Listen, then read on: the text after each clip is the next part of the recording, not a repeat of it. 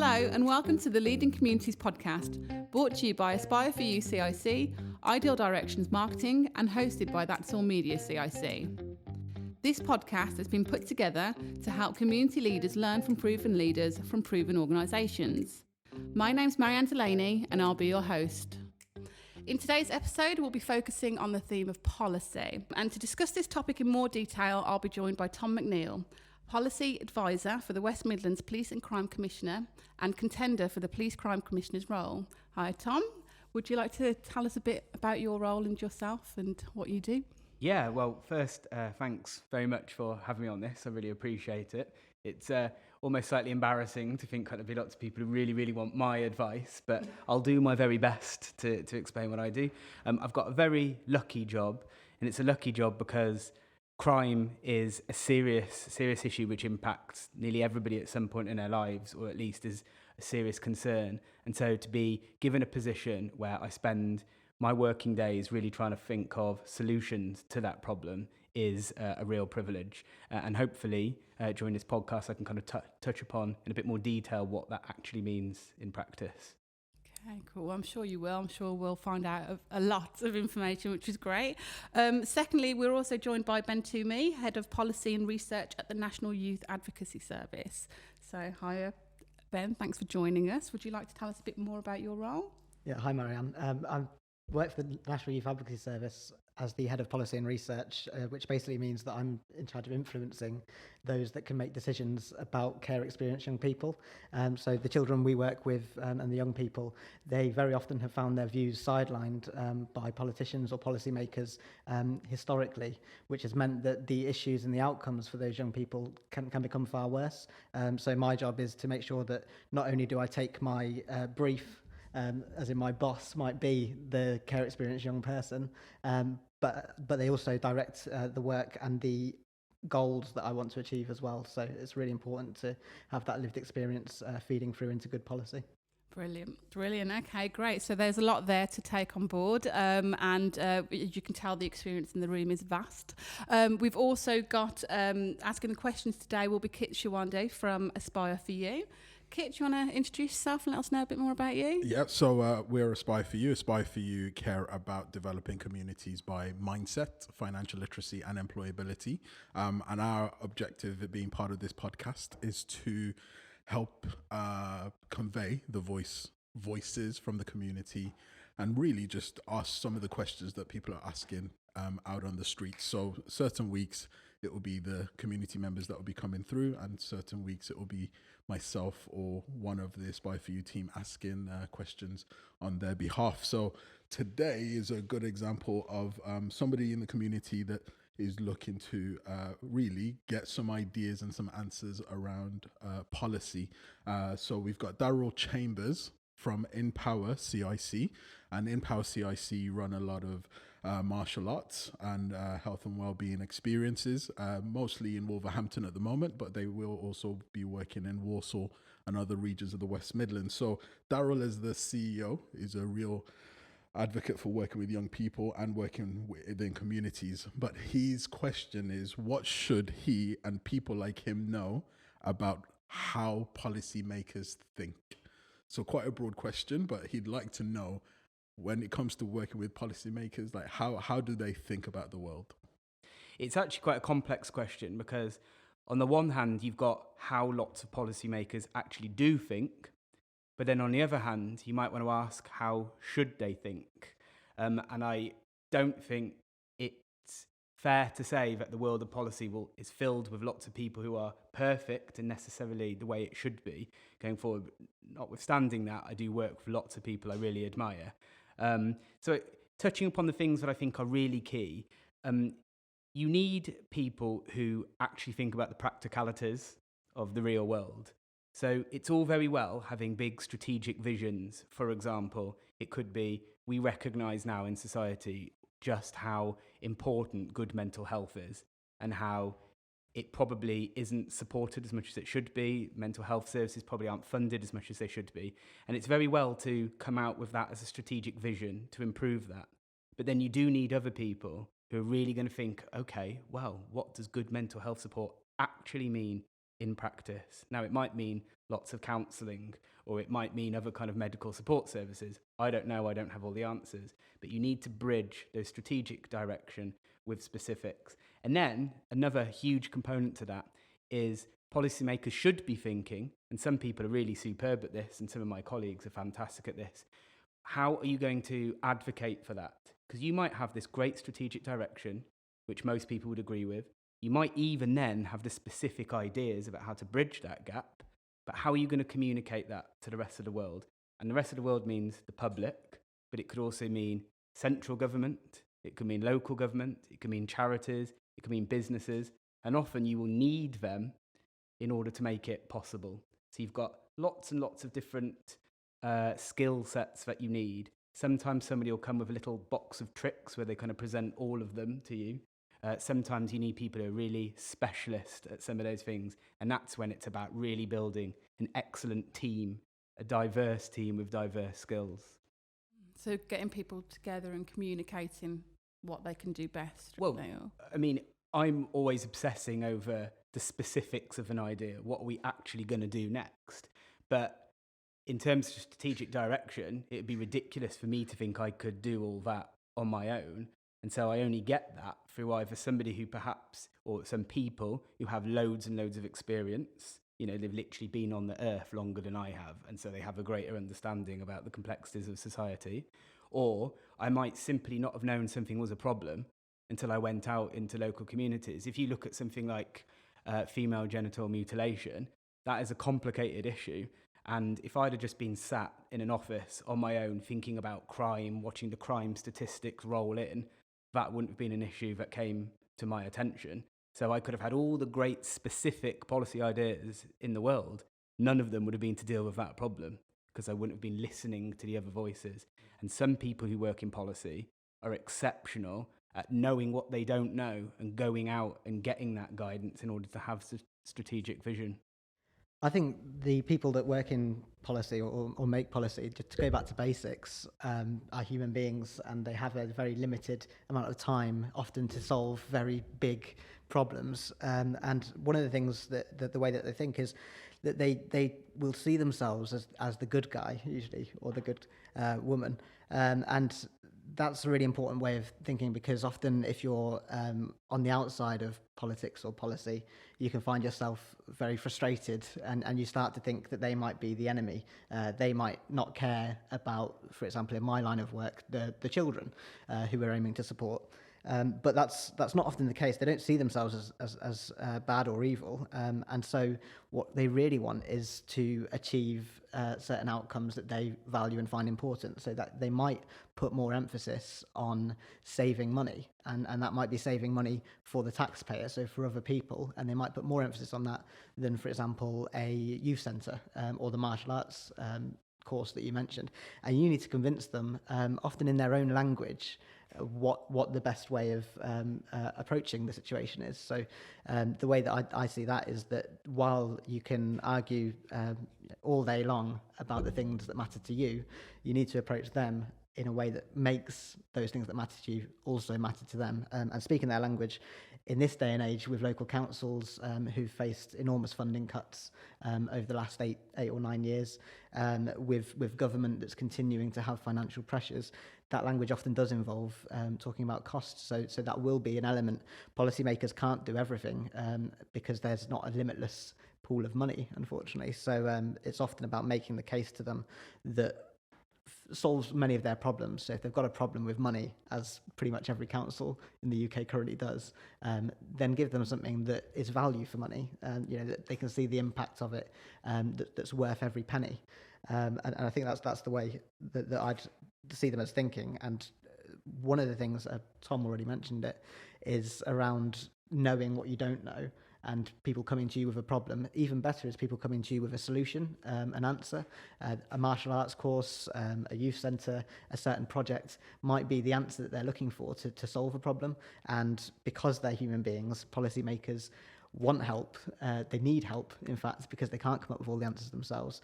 And that's where the community can really get involved to give them that assistance. So in a way, you're saying with policymakers, we shouldn't be looking at policymakers as gods, as it were. They're humans too. They're in a privileged position, but actually they need as much information as anyone else. So it sounds a little bit more like collaborative working. And then it also sounds like you're also saying that we also shouldn't be in ask mode permanently. We should be in solve mode to some extent. So then the next part is then how do we get into the spaces to listen to them? Absolutely. I think I can give you an analogy, if you like, a metaphor of how it works in terms of influencing policy to make sure that your point of view is heard and make them act on it. So I use the example of making a cup of tea, or you want someone to make you a cup of tea, more to the point. So let's say it's your partner and you've come home from a day at work, and you want them to make you a cup of tea.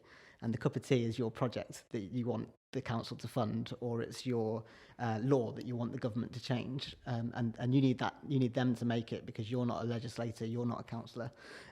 So if you say just make me a cup of tea, or please make me a cup of tea, to your partner, and they think, okay, well, I'm on the sofa now, I'm quite comfortable. They might do it, they might not, but it might not suit them. They might, make it yourself.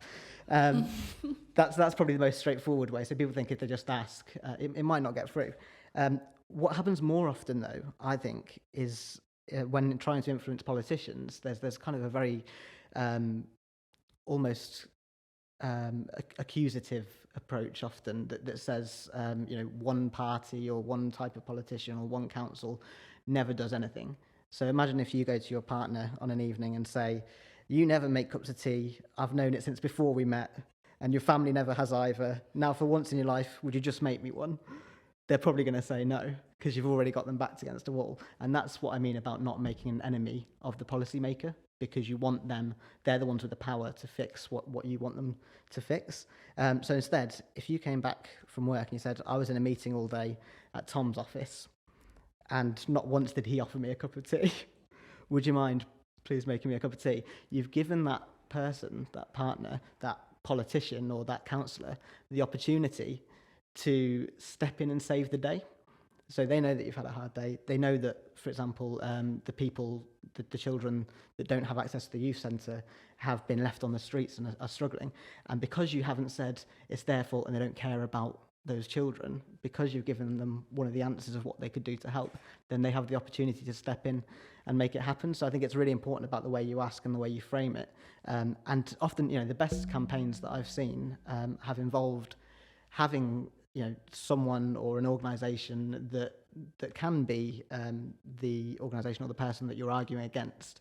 But often the person that can really make the change, you leave them slightly on the sidelines so that they can step in and save the day. So you'll see that MPs, when they change legislation around knife crime, for example, they're often stepping in to be seen as the good person that they see themselves as, rather than stepping in to say, oh, okay, well, you've really pushed me and I suppose I'll have to. That's very rarely how laws are made. I mean, I suppose a lot of this depends about what a particular individual wants to achieve. So if what they're really feeling is there's loads of things going wrong in society and I really want to get involved somehow, I want to feel like I'm contributing to the solution, whatever that be, whether that's just deep inequality, whether it's feeling like politicians aren't listening about, whether it's membership of the EU or whether not enough is being done about crime, will really depend on what I would suggest the best way in is. So if it is more about that general desire to get involved in society, one really good way is to join a political party. Now, I'd have a really good think about which one first. I really would. I'm not going to lie, I suggest Labour. But, that is one way in, because what you will find there, you'll find quite a lot of dysfunction, to be honest. Not Labour Party, but if you were to join the Conservatives. But you'll find yourself a community. And you'll find yourself a lot of activists. And some of them will be incredibly organised and inspiring people.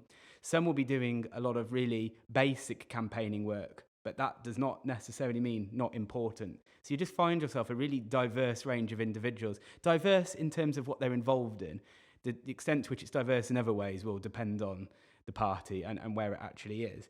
But then outside of the strictly political context, you've got organisations like Amnesty International or Citizens UK who are just putting social justice at the heart of everything they're doing. And you can become members of those organisations, and it just gives you a real insight and window into lots of other community activist opportunities. If I was being slightly more specific about the Police and Crime Commissioner's Office, and actually any other politicians, it is actually really on them to make sure they are creating lots of forums for people to get involved in. Now, it should be two-way, and a politician can't do everything. If you look at a Police and Crime Commissioner, they're responsible for policing and crime for the whole of the West Midlands, which is a huge area. So they can't be expected to have successfully reached out to every single person, but there is an obligation on them. And I think actually the current commission does a really fantastic job in doing his best. He set up a Gangs and Violence Commission, which has members from the community on and hears the voice of the community. He's got a Victims Commission. He's got independent advisory groups. He does community surveys. He runs a consultation and strategic direction. So there's some very practical steps in there, but that doesn't mean that has to be the end. And actually, if I was being really honest, talking about how people could really get involved in, civic society or political life, I think we need to be pointing the finger straight back at central government and saying, why are you not doing more to educate very young people about what politics even is? A lot of people I've met don't even know that they can vote for local councillors, for example, or what an MP actually is or what their area is. And actually, whilst you continue to withhold that kind of education from the public, you'll always make building those links more difficult. But Ben's already pointed out there are actually ways you can, so it's not all a negative story. But in the longer term, that's what I would like to see, to build the greater links. So getting involved and being like more solutions led and just kind of building a community where you can thrive with other people who are trying to make the same change. And it's not like an isolated thing. It's not just you trying to make that change, it's other people as well. So that gives you an insight into the language that you can then use to help kind of work with policymakers a bit more. Well, I mean, when you actually, I'm talking about a politician's perspective or somebody working in policy, advising a politician, there is nothing better than when the communities you're actually trying to work with genuinely feel ownership and are proactively not just coming up with the solutions themselves, doing the solutions. And all of a sudden, the huge weight a good politician feels on their shoulders of having to solve everything with limited resources and often limited power is lifted because communities are being empowered. And so one of the best things they can do in a leadership position is find all the different levers and mechanisms to actually enable people in the community to achieve that. Easier said than done. Yeah.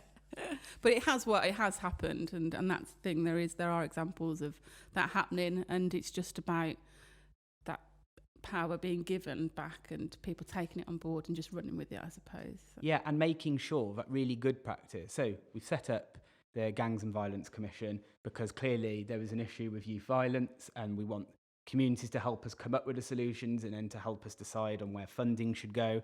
And I know, Kit, that you're very much involved in that too. And Ben has had a really important part to play in that as well. But what's really key is where that's really worked, let's not lose it.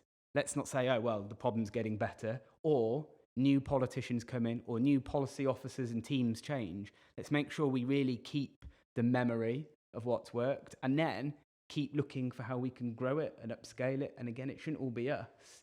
Hopefully some of it can be about inspiring about there's good things that can work.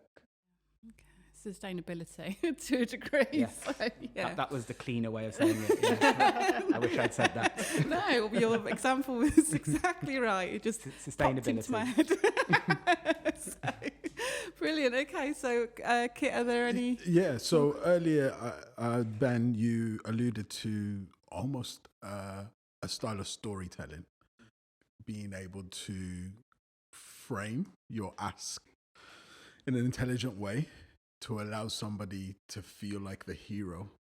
Now, that for me is actually a very strong nugget. I don't think it's the kind of thing that you'd go to university and learn. I think it's almost like a lived experience, expertise kind of insight. So what do you think are other really useful tips that people should be bearing in mind? And on the trail of sort of storytelling, any other good ways to tell a story? Yeah. To go back to basics entirely, what is policy? Policy is the establishment of goals and then setting a route to achieve those goals, really. So that's the fundamental. Usually it starts with a problem and you're coming up with a workable solution. In setting those goals, I find a really good mental exercise is to think, let's say as a charity or as a community organisation, you've got to come up with one, maybe at most 3 different things that you want to achieve, so outcomes. So we're not talking about putting on a workshop or even opening a youth centre. We're talking about changing people's lives, if possible, so the actual outcome itself. And once you've set those 1, 2, 3 things you want to achieve, you need to know that you're certain if the Prime Minister, it's a difficult time to talk about the Prime Minister with it being a bit up in the air, but if the Prime Minister gave you a ring tomorrow and said, I've got a space in my diary, I'd like you to come in and talk to me for an hour about what you do or what you want, then you'd be able to say really clearly straight away, 1, 2, 3, this is what I want. And so you've imagined that, so you've got the clarity where you know that you'd be confident going into the top level meeting and going away from there feeling confident that you've put across your points and hopefully it might lead to some action. And then if you step back from that, you can think, wait a minute, number 1, number 2 and number 3 probably didn't require a meeting with the Prime Minister to make that change to happen. So who are the people that can make that change? And can we actually just work towards making the steps happen so that we don't need to get as lucky as that to have a meeting with the Prime Minister, but instead we've got our ideas and we've got a clear idea of who can own them, who can take them on and who can change things for us, and then we focus our efforts towards making that meeting happen or getting into that room. From a storytelling perspective, I suppose there's 2 things to say. One, which is a very quick point, I do think there's real value in mixing methods in how you communicate message. I'm deeply passionate about art. I'm not particularly good at it, but I really love it. And I mean art in the sense of music, theatre, visual arts, in being part of the overall package for telling stories. And I think when you mix that with facts and evidence in an engaging way, it can be really powerful. But the next point, which is a slightly longer-winded point, is there is one story I constantly tell. And I constantly tell it because I think it's relevant for nearly every major policy decision that I'm trying to help the current Police and Crime Commissioner with. And it's the story of how social inequalities lead some young people into serious problems. And indeed, adults who are in prison, who are completely demonised by the whole of society, nearly always have a really complicated backstory. And that story, in an absolute nutshell, is that most people who end up committing serious crime, most of them, had a life where mental health problems, drug addiction in the household, neglect, other kinds of abuse, malnutrition, sometimes homelessness, and resulting in other problems later on down the line, like school exclusions, were nearly always present. And I just think it's so vital to tell that story to other people who may not have lived that kind of life themselves, or may not know just how common that life is, or how often that life is present in the life of an offender, to understand the journey they came on, and therefore understand what is compassionate and right to do with that person. If it was true that some human beings were just bad, and they just took nasty decisions to do nasty things, then it would make more sense to have a society where we just punish nastiness, punish evil. But the society in the world isn't that simple. And that's why I constantly tell that story, because then all of a sudden, when we say, do you know what? And this is a huge part of Ben's, who's here, his legacy.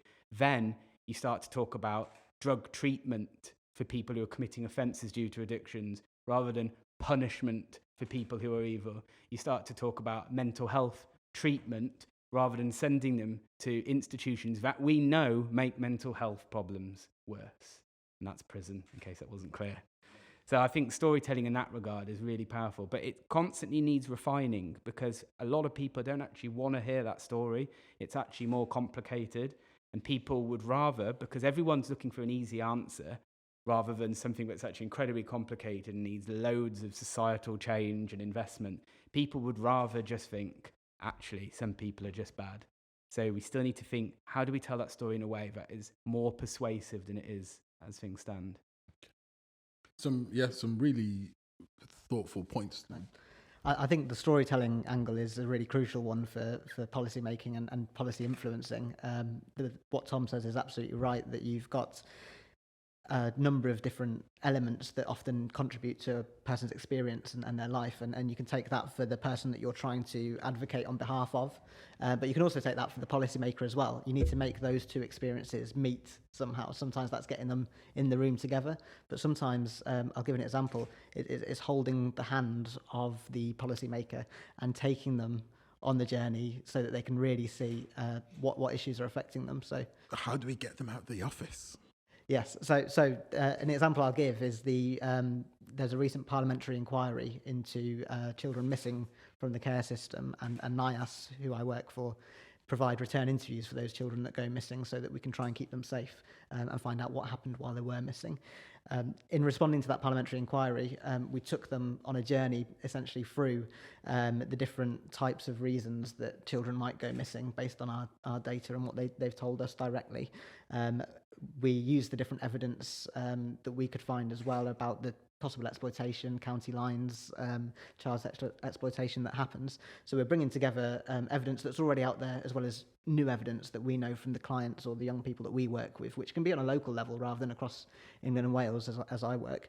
And in taking them through that journey, we included another offer, and we put it in the parliamentary inquiry submission because they published that, and it's expected that we might be able to work with them on that. And our offer was to connect those running the inquiry, so including MPs and people in the Lords, connect them directly with care experienced young people that have gone missing, and putting that in the inquiry where we've been already useful to them and are really championing right at the start, saying we can do more here. We'd like you to hear their voices authentically, more than just our interpretation. Really kind of nudges them along so that they've already had plenty of help. As I mentioned earlier, being helpful to a policymaker is always a good start. They've had plenty of help from us, and then we're just offering them that next thing which they might not occur to them otherwise, which if you'd offered face-to-face might never have been followed up. If you'd offered an email, might not have been followed up. If it's published in a parliamentary inquiry that offer was there and it wasn't taken up, and the results don't come in, then we can legitimately say, where was the voice of the people who are affected by the policies that you make? And I think it's important to find, almost knowing your way around the system in that way, that you can start to nudge people or like I say, hold their hand towards the right outcome that you want to see. Yeah, because the point that you made about knowing the system is probably the biggest part. So if we take 3 steps back from the parliamentary inquiry, so do I or Daryl start with going on Twitter or LinkedIn to find policymakers? How do we first start that conversation? You know what I mean? Do we go through social media? Do we go through email first? Where do we begin? I mean, I think having elected officials should be one of the easiest ways in. So, I mean, literally either finding a forum where you know whether it's the Metro Mayor or the Police and Crime Commission or MPs or local councillors are going to be at, you can go there and literally ask questions about who they should be speaking to. So you can just go on Google and... You should be able to do that. Some people will be more responsive than others. So that's a good starter. And I just literally type in local councillor. So let's just say I live in Redditch. Redditch councillor meetings or surgeries. That's a great start. Yeah. Yeah. And then hopefully that takes us to me to their page. I try and then fix a meeting with them. So let's just say I've met that MP. What do I do next? Yeah, well, first off, that isn't the only way. So just as a reminder, some of the ones I mentioned before, the likes of Citizens UK, they can be a completely different way of getting into policy. I mean, they are sometimes directing it themselves, whether it's there or doing community organising, which you could get involved in, or coming up, like Ben suggested, with the policy solutions and taking that to decision makers. So there is that indirect way as well. But also with the politicians, yes, you can Google them and look for surgeries and then go and have a conversation with them like we're having right now. And that, for those who are good and proactive, that should lead you to all sorts of links. And it might not necessarily be leading you to somebody who works in a local authority policy position, it might be leading you to, a local, depends what your issue is. If it's environmentalism, it might lead you to an environmental cooperative or an environmental charity, or there might be events holding where they're convening loads of people, policymakers, politicians, community members, different charities. So I think it's quite organic, and that's why it goes straight back to the question, what is it you want to achieve? If it's a vague idea, which is completely legitimate, when I first started getting involved in politics, I wasn't quite sure why, other than I'm quite angry. I've just got a bit of a chip on my shoulder. I think society's really, really unfair and unequal. There's things that made me angry about my life, things that made me angry about my family. So I was like, who's in charge of all this? Who's in charge? And so I contacted the local MP, a party of which I knew I would not be supporting, but I still asked him, hey, what do I do next? Who else do I ask? Where do I go? How can I get involved in this bit? And actually, to his credit, he's not the party I would support, but he was actually very helpful. And then he pointed me in the direction of somebody else. And I spoke to that person, and then he pointed me in the direction of somebody else. And then it kind of flowers. So I think having that first conversation and saying what it is you want to get out of it, knowing. So some people say networking generally is good, and I'm no doubt it works for some people, but I cannot bear to go to a networking event, and that could be a community event or, a cancer surgery. I can't bear to go somewhere unless I know what it is I want to get out of it. Otherwise, I'm just floating around drinking more tea than I can handle. And cake. But the minute you go and thumbs up. Yeah. Yeah, I think when you're trying to influence policymakers, being in the room is really important, and that might be a metaphorical room. It might be that you've got them by email, or you can get their phone number, but you want to be in the room where it all happens. And the important thing is never leave that room without knowing what the next steps are, or without having an idea of what the next steps are. And another nugget, if you like, on top of that is don't enter the room without having an idea of what the next steps might be as well. So it's really important that when you're going about planning for the meeting, that you've got an idea of what they could do for you, and then how you might push them towards that. So the next steps might be something as simple as, I'll update you once I've checked that, or it might be even clearer, we're taking this issue to the House of Commons floor, where we're going to raise a question with the government minister about that issue. So you know that it's constantly moving forward, but you don't want to leave with it shaking hands saying, oh, that was nice to know, but now what? And just to add to that, actually, sometimes the thing I'm trying to get out of it is just to ask a question. Like, there are some issues that seem so big and they're outside my area of expertise. I really don't know what the answer is, but I know what my question is going to be, and I'm going to go in. And so the next step might be chasing them up on the answer that they promised they were going to give me when they didn't know the answer to my face. And that might be the next step. And I think that's a really good place to be. Obviously, think hard whether you've got some solutions and ideas to offer up. Think hard about that. But if you really don't know, having a really good question and holding people to account, whether they're an employed policy officer or otherwise, is also really, really valuable.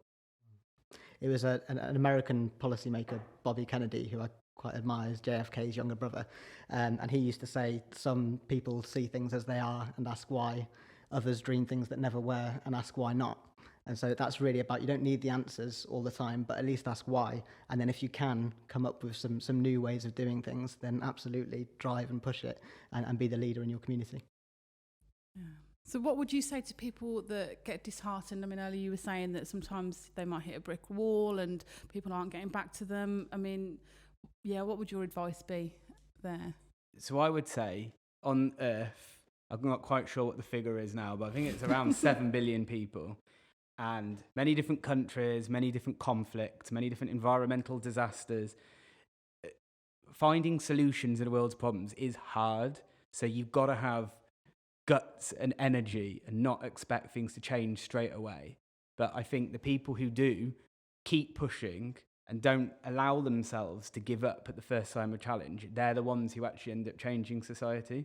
So if you go in knowing that nothing's going to be solved immediately, you're already preparing yourself well. It's like an athlete who's going to go to the biggest game of the season. It might be the game of their entire life. I think damn good preparation is knowing that you might go a goal down or 2 goals down. but you can still win, and it does happen, and teams do come back. So go in prepared for things not to be super easy, and you're already starting to build the kind of character traits you need to make something successful. So stick at it. I've got a, if it suits you, I've mentioned the policy triangle to you. Do you want me to go for it, yeah. I've got a diagram metaphor that I use, which is what I call the policy triangle, which starts with policy. And this isn't just the policymakers themselves, but as the community activist, you will be defining your policy because it's your goal, your outcome that you want to achieve. So it starts with policy. It moves on to communications, and that's all about making sure that you're getting, it might be the email to the MP, it might be going to the press, it might be even writing a tweet. You're putting across, starting the ball rolling on your policy idea. And then the communications ideally lead to access, which is what I'm saying, being in the room where it all happens, making sure that you've got into the room with the person that can make the change. And then once you've got that access, the next steps should feed back into that policy as well. So they improve the goal. They might meet the goal, in which case you might think, okay, where next? So if you've set up a project, obviously you need to deliver that project and demonstrate the outcomes, make it sustainable. But in terms of thinking about frustrations along the way, you need to see that triangle as a journey. So where the policy isn't being communicated well, you need to spot that it's not getting through in that way, and you need to work a way around it. You need to come up with a new way of communicating. If your communications are all good, and this happens a lot when you're working for a politician even, sometimes you get really good goal, really good press coverage, but the minister who could get the ball rolling on changing the law won't meet with you. So you don't get the access that you need. And then you have to go back to the drawing board, think about who else can put pressure on that minister, how else can I approach that minister, communicate with that minister to get in the room if they're the only one that can do it. And you're always finding a way around any blockages, essentially. So that's the policy triangle, as I visualize it, is a really good way of seeing that frustrations will come up and then always identifying where they are so that you can overcome them. Yeah, I mean, I think from putting myself in the shoes of a lot of the organizations we work with and also looking at the bigger picture, I think the big takeaway from this is that it's a game of stamina, and it's not just being in the moment or in state. Like, you might be fired up today, but if you really want change, it takes time, it takes commitment, and it also sounds that you've got to do it intelligently, is what you're really telling us. That again, it's not just about the mood we're in, but we need to think things through. This is just almost as a passing question, and as we close, can someone in 2019 do it alone, or do you need a team, or do you need to start thinking about a community movement? Or because very often a lot of us look at leaders as that one person. But actually, is that the reality? Is there more to it based on what you've been saying? I mean, without a shadow of a doubt, no one can achieve anything really good on their own. And actually, nearly every single thing in existence is interrelated to other things. And so some people might think that they've actually done everything on their own. But for a start off, they weren't brought into this earth on their own. They needed parents, they needed upbringing, they needed friends, they needed people to give their language that they've got. People need to give them education, whether formal or otherwise. And so there's so many things which went into contribute to even somebody who's an outstanding community leader. And then when they get to being an outstanding community leader, you literally need hundreds and thousands of people to enable something. I'll give you a really good example. I use this. It's not so much public policy, it's about business. I use this as an example to give to people, to make them understand why tax is important. I might be saying to somebody, you've got an internet entrepreneur. They're an internet entrepreneur, and they've created a website on their own. They did it on their own. They've had the skills, and it's a really good website, and they're selling products and goods on their website, and people are going to it and buying loads. And this entrepreneur, whoever she or he may be, is making loads of money out of it. And they get the tax bill through, and they're really not happy. They just don't understand why they should be giving out all this tax, because they've just done all this on their own. Their hard work, they started it all. But then you need to remind them that somebody had to build and put in place all the internet cables required to make their online presence possible. Somebody had to build all the roads to make it possible for all the goods that they sell to get there. Somebody, often on a low income, had to work in the factories behind which their products are actually created, or the packaging, or the paper that contributed to it. Somebody had to build the hospitals and work in them to allow the human beings that actually buy those products to be in existence at all, and to have jobs and to have the money to buy those products. So that person didn't do it all on their own. They actually required a remarkable number of other things to happen independently to contribute towards their success. And it's no different in public life. In fact, there, it's just a little bit more spoken about and accepted that you need many, many people in order to make a society a success. I think you can make a splash as one person, though, definitely. And often it takes one person to spot the problem or to frame it in a whole new way that drives forward the change that needs to happen. So it's, the more people you can get around you, the better in terms of making changes. But often, if you're spotting the issue and you find yourself in the minority, as you often will be when you're fighting for change, because the majority rules usually, and the majority's often content with the way things are, or they haven't thought about it more often than that. Then as one person or as a small group, you can make a big difference as long as you are tenacious and as long as you make the decision to act and to not let go if there's an injustice or something that you want to change. This one's like a separate one, but actually, if you got a question for the community, number one, and then number two, if there was a book that you thought people need to read to start getting their heads around leading and leadership, what would it be? So have you got a community question, something that you're curious about, other people answering literally, and is there a leadership book that you would recommend?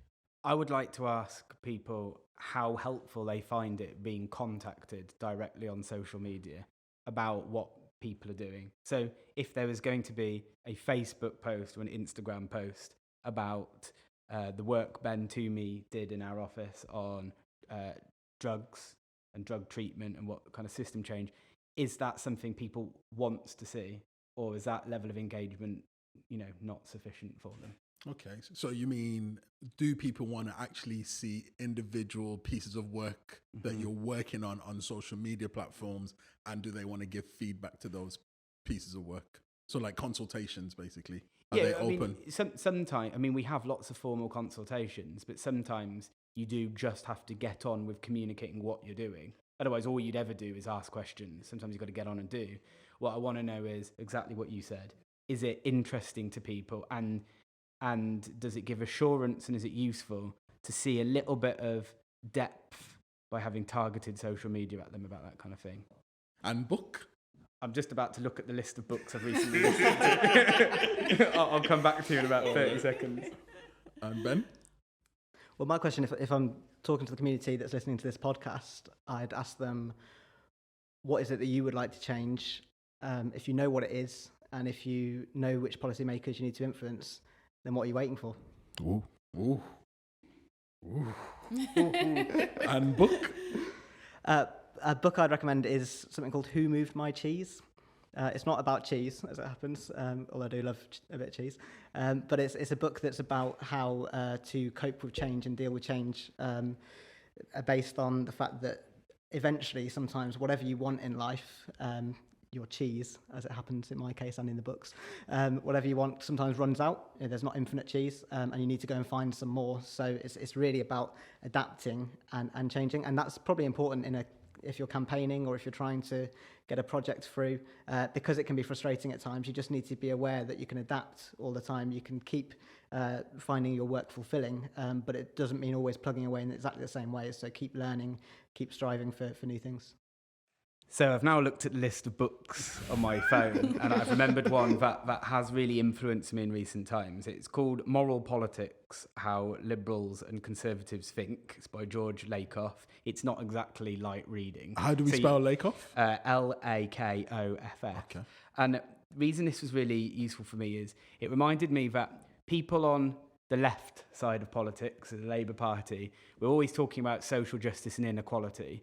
And what we can end up forgetting is that just because people don't necessarily support our party, it doesn't mean they don't care about inequalities. And we can sometimes almost be slightly offensive in a way that we talk to other people as though if they are less in favour of increased taxes to spend more on hospitals and schools, it doesn't necessarily mean they don't care about hospitals and schools, and our very messaging can really, really turn people off. And it's about completely shifting in our minds the angle they're looking at the problem from. Excellent. I have to say, big thank you. This has been the most intelligent conversation of my month. Goes to the pub sometime. It goes down from here, I tell you. The first hour is usually good. It's been great to think, and it's been great to get additional points of view. So thank you very much. Over to Marianne. Great roundup. Thank you. I mean, the analogies have been fantastic, to be fair. I won't look at making a cup of tea the same way again. So. I'll see if my partner will make me one tonight. Try it out. So thank you ever so much for your time. That's really, really inspiring practical advice that I'm sure will be helping our listeners. So if any of our listeners do have any questions at all, you can give out your details for Twitter if anybody wants to contact you on Twitter at all. So Tom is at McNeil, McNeil _Tom. And then we have Ben, which is at Ben Twomey UK, and Twomey is spelled Twomey. So thanks again, guys. Brilliant. That's it. Thank you so much, guys. Yeah, thank you. Thank you for listening. To keep up to date with Leading Communities podcast releases and updates, follow us at A4UCIC, at Ideal Directions, and at That's All Media.